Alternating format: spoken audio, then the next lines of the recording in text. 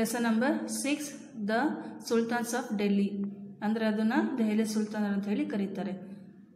So beginning from the 8th century there were repeated inventions from across the northwestern borders of India. These inventions aimed at the looting the wealth of acquiring and spreading Islam.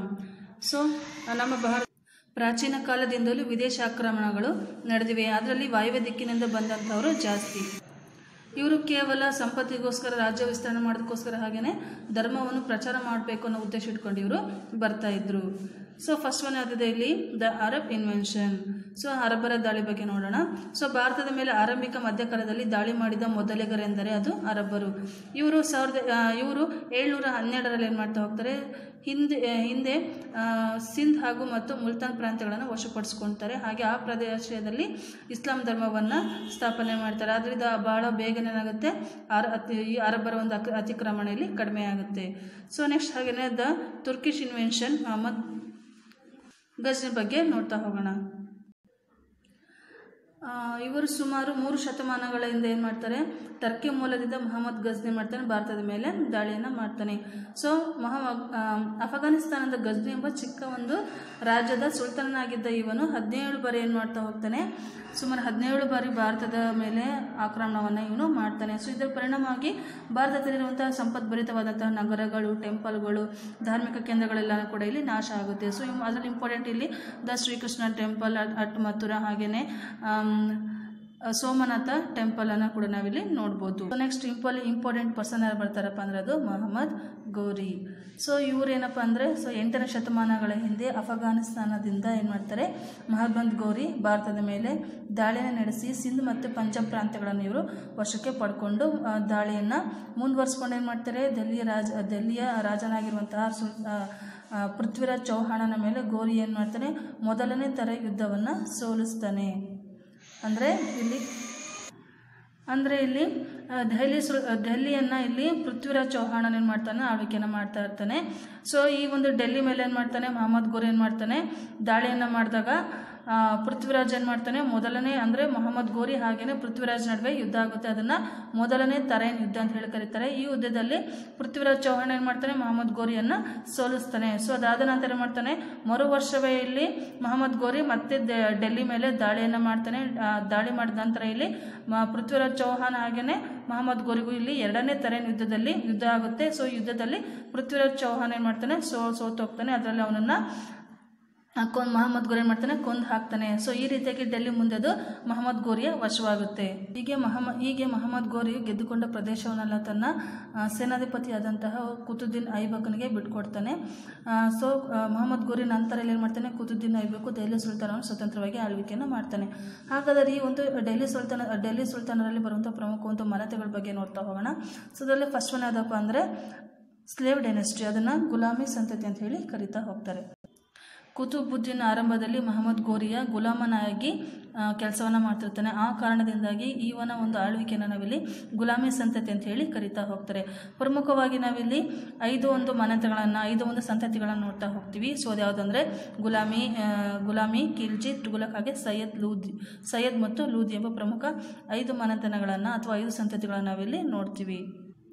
Qutubuddin Aibak ಏನು ಮಾಡ್ತಾನಪ್ಪ ಅಂದ್ರೆ ಇವನು ತನ್ನ ಎಲ್ಲ ಶತ್ರುಗಳನ್ನು ಸೋಲಿಸ್ತಾನೆ, ಟರ್ಕರ ಆಳ್ವಿಕೆಯನ್ನು ಭದ್ರಪಡಿಸ್ತಾನೆ. ತನ್ನ ವಿಜಯದ ಒಂದು ಸಂಕೇತವಾಗಿ ಏನು ಮಾಡ್ತಾನೆ, ಇವನು ದೆಹಲಿಯ ಸಮೀಪದ ಮೆಹರೌಲಿ ಎಂಬ ಸ್ಥಳದಲ್ಲಿ ಕುತುಬ್ ಮಿನಾರನ್ನು ನಿರ್ಮಾಣವನ್ನು ಮಾಡ್ತಾನೆ. ಸೊ ಇದು ಇಲ್ತಮಷನ್ ಕಾಲದಲ್ಲಿ ಏನಾಗುತ್ತೆ, ಈ ಒಂದು ಕುತುಬ್ ಮಿನಾರ್ ಏನಾಗುತ್ತೆ ಇಲ್ಲಿ ಪೂರ್ಣಗೊಳ್ಳುತ್ತೆ. ಹಾಗೆಯೇ ದೆಹಲಿ ಸುಲ್ತಾನರ ಆಳ್ವಿಕೆ ಅವಧಿಯಲ್ಲಿ ಇಲ್ಲಿ ಅಧಿಕಾರವನ್ನು ಪಡೆದಂತಹ ಏಕೈಕ ಮಹಿಳಾ ಅಧಿಕಾರಿ ಯಾರಪ್ಪ ಅಂದರೆ ಅದು ರಜಿಯಾ ಸುಲ್ತಾನ್. ಪಾಲಿಸಿಸ್ ಬಗ್ಗೆ ನೋಡ್ತಾ ಹೋಗೋಣ. ಅಲ್ಲಾವುದ್ದೀನ ಆಡಳಿತ ಇಲ್ಲಿ ಸೈನ್ಯ ಮತ್ತು ಆರ್ಥಿಕ ಕ್ಷೇತ್ರಗಳಲ್ಲಿ ಸಾಕಷ್ಟು ಸುಧಾರಣೆಯನ್ನು ಮಾಡ್ತಾನೆ. ಸೊ ಅಗತ್ಯ ವಸ್ತುಗಳ ಮಾರಾಟದ ಮೇಲೆ ಇವನು ಹತೋಟಿಯನ್ನು ತರ್ತಾನೆ. ಹಾಗೆಯೇ ಮಾದಕ ವಸ್ತುಗಳ ಸೇವನೆಗಳು ಹಾಗೆಯೇ ಜೂಜಾಟಗಳನ್ನು ನಿಷೇಧವನ್ನು ಮಾಡ್ತಾನೆ. ಹಾಗೆಯೇ ಇವನ ಒಂದು ಮಿಲಿಟರಿ ಕಂಪೇನಿಂಗ್ಸ್ ಬಗ್ಗೆ ನೋಡ್ತಾ ಹೋಗೋಣ. ಸೊ ಇಲ್ಲಿ ಅಲ್ಲಾವುದ್ದೀನ್ ಖಿಲ್ಜಿ ಏನಪ್ಪ ಅಂದರೆ ಭಾರತ ದೇಶವನ್ನು ಸಂಪೂರ್ಣವಾಗಿ ಗೆದ್ದುಕೊಳ್ಳಬೇಕೆಂಬುದು ಅವನ ಮಹತ್ವಾಕಾಂಕ್ಷೆಯಾಗಿರುತ್ತೆ. ಸೊ ಪ್ರಾರಂಭದಲ್ಲಿ ತನ್ನ ಸೈನಿಕ ಶಕ್ತಿ ಮೂಲಕ ಉತ್ತರ ಭಾರತವನ್ನು ಸಂಪೂರ್ಣವಾಗಿ ಗೆದ್ದುಕೊಳ್ತಾನೆ. ಸೊ ಹಾಗೆಯೇ ದಕ್ಷಿಣ ಭಾರತವನ್ನು ಕೂಡ ಏನು ಮಾಡ್ತಾನೆ ಗೆದ್ಕೋಬೇಕು ಅನ್ನೋ ಆಸೆ ಇದ್ದ ತನ್ನ ಗುಲಾಮನಾದಂತಹ ಮಲಿಕ್ ಕಾಫರ್ ಎಂಬ ಸೇನಾಧಿಪತಿಯನ್ನು ಏನು ಮಾಡ್ತಾನೆ ಇಲ್ಲಿ ಕಳಿಸ್ತಾನೆ. ಸೊ ಮಲಿಕ್ ಕಾಫರ್ ಏನು ಮಾಡ್ತಾ ಹೋಗ್ತಾನಪ್ಪ ಅಂದರೆ ದಕ್ಷಿಣ ಭಾರತದ ಮೇಲೆ ಭಾರಿ ಸೈನ್ಯದೊಂದಿಗೆ ದಾಳಿಯನ್ನು ಮಾಡಿ ಸುಮಾರು ದಕ್ಷಿಣ ಭಾರತದ 4 ರಾಜ್ಯದ ರಾಜಧಾನಿಗಳನ್ನು ಕೊಳ್ಳೆ ಹೊಡಿತಾನೆ. ಸೊ ಇಲ್ಲಿ ಮಲಿಕ್ ಕಾಫರ್ ಏನು ಮಾಡ್ತಾ ಹೋಗ್ತಾನೆ, ಅನೇಕ ದಾಳಿಯನ್ನು ದಂಡಯಾತ್ರೆಗಳನ್ನು ಮಾಡಿ ಇಲ್ಲಿ ರಾಮೇಶ್ವರದ ಕೂಡ ಇಲ್ಲಿ ತನ್ನ ಸಾಮ್ರಾಜ್ಯವನ್ನು ಇಲ್ಲಿ ವಿಸ್ತರಣೆಯನ್ನು ಮಾಡ್ಕೊಂಬರ್ತಾನೆ. ಸೊ ಹಾಗೆಯೇ ಇಲ್ಲಿ ಅನೇಕ ದೇವಾಲಯಗಳನ್ನು ಕೂಡ ಇಲ್ಲಿ ಲೂಟಿ ಮಾಡಿ ಬಹಳಷ್ಟು ಸಂಪತ್ತನ್ನು ಇಲ್ಲಿ ದೆಹಲಿಗೆ ಸಾಗಿಸ್ತಾನೆ. ಹಾಗೆಯೇ ಇಲ್ಲಿ ಅಲಾವುದ್ದೀನ್ ಏನು ಮಾಡ್ತಾನಪ್ಪ ಅಂದರೆ ಅಮೀರ್ ಖುಸ್ರು ಹಾಗೆ ಅಮೀರ್ ಹಸನ್ ಎಂಬ ಪರ್ಷ್ಯದ ಕವಿಗಳಿಗೆ ಪ್ರೋತ್ಸಾಹವನ್ನು ಇವನು ಕೊಡ್ತಾನೆ. ಹಾಗೆ ಡೆಲ್ಲಿಯಲ್ಲಿ ಏನು ಮಾಡ್ತಾನೆ, ಸಿರಿ ಎಂಬ ಒಂದು ರಾಜಧಾನಿಯನ್ನು ಸ್ಥಾಪನೆ ಮಾಡಿ ಇಲ್ಲಿ ಮಾಡ್ತಾನೆ. ಹಾಗೆ ಅಲ್ಲಿ ಒಂದು ಅಲೈ ದರ್ವಾಜ್ ಎಂಬ ಭವ್ಯವಾದಂಥ ರಚನೆಯನ್ನು ಕೂಡ ಇಲ್ಲಿ ಕಟ್ಟಡವನ್ನು ಕೂಡ ಇಲ್ಲಿ ಕಟ್ತಾನೆ. ಸೊ ಅದು ನೀವು ಇಲ್ಲಿ ಪಿಕ್ಚರಲ್ಲಿ ಕೂಡ ನಾವಿಲ್ಲಿ ಫೋಟೋ ಕಾಣ್ತಾ ಇದ್ದೀರಾ ನಿಮಗೆ, ಅದರಲ್ಲಿ ನೀವು ನೋಡ್ಬೋದು. ಸೊ ಅದು Alai Darwaza. Next the Tughlaq dynasty. Next Tughlaq ಸಂತತಿ. ಸೊ ಈ ತುಘಲಕ್ ಸಂತತಿಯಲ್ಲಿ ಮೊಹಮ್ಮದ್ ಬಿನ್ ತುಘಲಕ್ ಪ್ರಮುಖವಾದಂತಹ ವ್ಯಕ್ತಿ. ಸೊ ಇವನು ಕೂಡ ಏನಪ್ಪ ಅಂದರೆ ಮಹಾನ್ ವಿದ್ವಾಂಸ ಕೂಡ ಆಗಿರ್ತಾನೆ. ಹಾಗೆಯೇ ಆತುರ ಹಾಗೆ ಕೋಪಿಷ್ಟ ಸ್ವಭಾವದ ವ್ಯಕ್ತಿ ಕೂಡ ಆಗಿರ್ತಾನೆ. Administrative experiment, transfer of capital.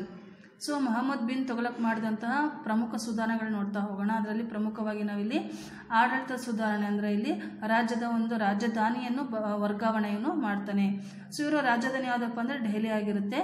So ಈ ಡೆಲ್ಲಿ ಏನು ಮಾಡ್ತಾನೆ, ಡೆಲ್ಲಿ ಇದ್ದರೆ ಡೆಲ್ಲಿ ಹಾಗೆಯೇ ಈ ಒಂದು ಡೆಲ್ಲಿಯನ್ನು ಬದಲಾವಣೆ ಮಾಡಬೇಕು ಅಂತೇಳಿ ಏನು ಮಾಡ್ತಾನೆ, ಭಾರತದ ಮಧ್ಯಭಾಗದಲ್ಲಿರುವಂಥ ದೇವನಗರಿಗೆ ತನ್ನ ರಾಜಧಾನಿಯನ್ನು ಬದಲಾವಣೆ ಮಾಡಬೇಕು ಅನ್ನೋ ಉದ್ದೇಶ ಇಟ್ಕೊಂಡು ಏನು ಮಾಡ್ತಾನೆ, ಜನರಿಗೆ ಇಲ್ಲಿ ವಲಸೆ ಹೋಗೋದಕ್ಕೆ ಆದೇಶವನ್ನು ಕೊಡ್ತಾರೆ. ಆಗ ಅದ್ರ ಜೊತೆಗೆ ಈ ದೇವನಗರಿಗೆ ಏನು ಮಾಡ್ತಾರೆ, ಹೆಸರನ್ನ ಬದಲಾಯಿಸ್ತಾನೆ, ದೌಲತಾಬಾದ್ ಅಂತ ಹೇಳಿ ಹೊಸ ಹೆಸರನ್ನ ಕೊಡ್ತಾನೆ. ಸೊ ಜನರಿಗೆ ಇಲ್ಲಿ ಏನು ಮಾಡ್ತಾರೆ, ಡೆಲ್ಲಿಯಿಂದ ದೇವನಗರಿಗೆ ವಲಸೆ ಹೋಗ್ಬೇಕಂತೇಳಿ ಆದೇಶ ಕೊಟ್ಟಾಗ ಇಲ್ಲಿ ಸಾವಿರಾರು ಜನರು ಏನು ಮಾಡ್ತಾ ಹೋಗ್ತಾರೆ, ಡೆಲ್ಲಿಯನ್ನು ಬಿಟ್ಬಿಟ್ಟು ದೇವನಗರಿಗೆ ಪ್ರಯಾಣವನ್ನು ಬೆಳೆಸ್ತಾರೆ. ಆಗ ದಾರಿ ಮಧ್ಯದಲ್ಲಿ ಸಾಕಷ್ಟು ಜನರು ಸಾವು ನೋವು ಕಷ್ಟಗಳನ್ನೆಲ್ಲ ಅನುಭವಿಸ್ತಾರೆ. ಹಾಗಾಗಿ ಹೋಗುವಂಥ ಪ್ರಯಾಣ ಮಧ್ಯದಲ್ಲಿ ಸಾಕಷ್ಟು ಜನರು ಮಾಡ್ತಾರೆ, ಮರಣವನ್ನು ಹೋಗ್ತಾರೆ.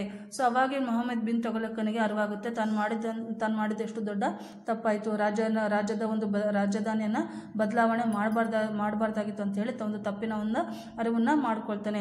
ಸೊ ಕೊನೆಗೆ ಉಳಿದಂಥ ಜನರಿಗೆ ಏನು ಮಾಡ್ತಾನೆ, ಮತ್ತೆ ವಾಪಸ್ಸು ಡೆಲ್ಲಿಗೆ ವಾಪಸ್ ಬನ್ನಿ ಅಂತೇಳಿ ಆದೇಶವನ್ನು ಕೊಡ್ತಾನೆ. ಇಶ್ಯೂ ಆಫ್ ಟೇಕನ್ ಕಾಯಿನ್ಸ್ ಅಂದರೆ ಇಲ್ಲಿ ಮೊಹಮ್ಮದ್ ಮಾಡಿದಂತಹ ಇನ್ನೊಂದು ಸುಧಾರಣೆ ಏನಪ್ಪ ಅಂದರೆ ಅದು ನಾಣ್ಯಗಳ ಬದಲಾವಣೆ.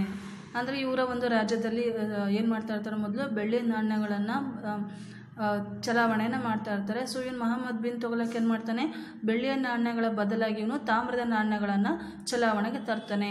ಆದರೆ ಈ ಒಂದು ನಾಣ್ಯಗಳನ್ನು ಟಂಕಿಸುವಂಥ ಅಧಿಕಾರ ಇಲ್ಲಿ ಸರ್ಕಾರಕ್ಕೆ ಮಾತ್ರ ಇರುತ್ತೆ ಎಂಬ ಒಂದು ಆದೇಶನ ಹೊರಡಿಸಲ್ಲ.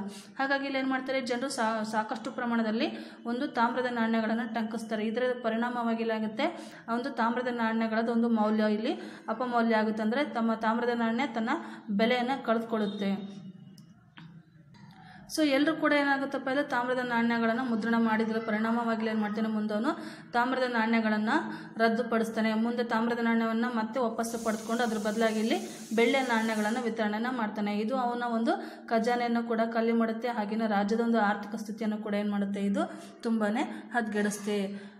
ಹಾಗೆಯೇ ಇವನ ಒಂದು ಮೊಹಮ್ಮದ್ ಬಿನ್ ತುಘಲಕ್ನ ಒಂದು ವಿರುದ್ಧವಾಗಿ ಜನರೆಲ್ಲ ಕೂಡ ಏನು ಮಾಡ್ತಾರಪ್ಪ ಅಂದರೆ ದಂಗೆಯನ್ನು ಎದ್ದೇಳ್ತಾರೆ. ಯಾಕಂದ್ರೆ ಅವನು ಸಾಮ್ರಾಜ್ಯವನ್ನು ಸರಿಯಾಗಿ ನಿರ್ವಹಣೆಯನ್ನು ಮಾಡ್ತಾರಲ್ಲ.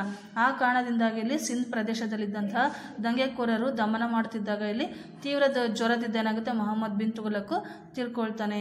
ಸೊ ಮುಂದೆ ಇಲ್ಲಿ ತುಘಲಕರ ನಂತರ ಇಲ್ಲಿ ಸೈಯದ್ ಮತ್ತು ಲೂದಿ ಸಂತತಿಗಳು ಅಲ್ಪ ಕಾಲದಲ್ಲಿಯೇ ದೆಹಲಿಯ ಒಂದು ಆಳ್ವಿಕೆಯನ್ನು ನಡೆಸಿ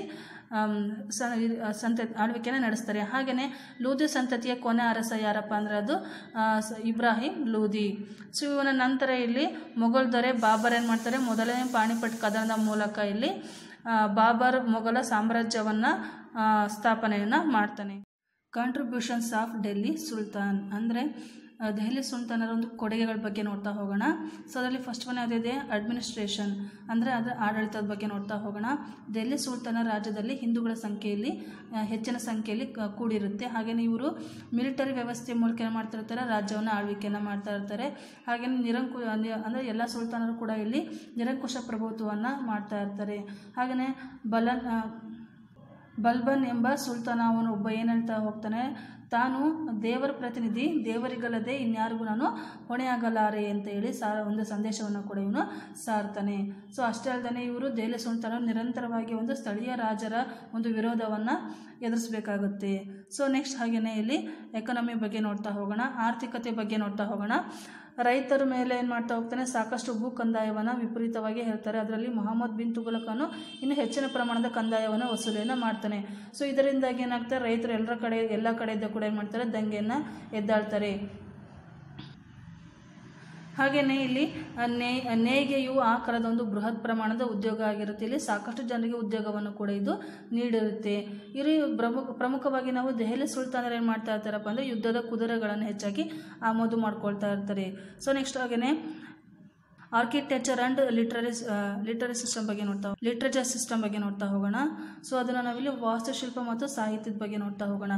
ಸೊ ದೆಹಲಿ ಸುಲ್ತಾನರಲ್ಲಿ ಸಾಕಷ್ಟು ವಾಸ್ತುಶಿಲ್ಪಕ್ಕೆ ಕೊಡುಗೆಗಳನ್ನು ನೀಡಿದ್ದಾರೆ.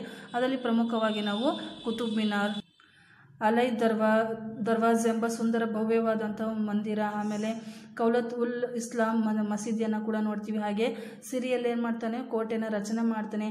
ಆವಾಗಿನ ಕಾಲದಲ್ಲಿ ಉರ್ದು ಭಾಷೆಗೆ ಹೆಚ್ಚಿನ ಪ್ರಾಮುಖ್ಯತೆಯನ್ನು ಕೊಡ್ತಾರೆ. ಹಾಗೆ ಇಲ್ಲಿ ಅಮೀರ್ ಖುಸ್ರೋ ಹಾಗೆ ಅಮೀರ್ ಹಸನ್ ಎಂಬ ಪರ್ಷಿಯನ್ ಕವಿಗಳು ಕೂಡ ಇಲ್ಲಿ ಏನು ಮಾಡ್ತಾರೆ, ಆಶ್ರಯವನ್ನು ಪಡ್ಕೊಂಡಿರ್ತಾರೆ. ಇದರಲ್ಲಿ ಅಮೀರ್ ಖುಸ್ರೋ ಒಬ್ಬ ಸಂಗೀತಗಾರನಾಗಿರ್ತಾರೆ. ಹಾಗೆಯೇ ತಬಲಾ, ಸಿತಾರ ಪ್ರಮುಖ ವಾದ್ಯಗಳನ್ನು ಕೂಡ ಇವರು ನುಡಿಸ್ತಾ ಇರ್ತಾರೆ. ಹಾಗೆಯೇ ಇಲ್ಲಿ ಜೈಸಿ ಎಂಬ ಕವಿ ಕೂಡ ಏನು ಮಾಡ್ತಾನೆ, ಉರ್ದು ಭಾಷೆಯಲ್ಲಿ ಪದ್ಮಾವತ್ ಎಂಬ ಒಂದು ಸೂಫಿ ಕಾವ್ಯವನ್ನು ರಚನೆಯನ್ನು ಮಾಡ್ತಾರೆ. ಹಾಗೆಯೇ ರಮಾನಂದ, ಕಬೀರ, ಆಮೇಲೆ ಮೀರಾಬಾಯಿ ಕೂಡ ಎಲ್ಲ ಏನಪ್ಪ ಅಂದರೆ ಭಕ್ತಿ ಪರಂಪರೆಯ ಪ್ರಮುಖ ಸಂತರು.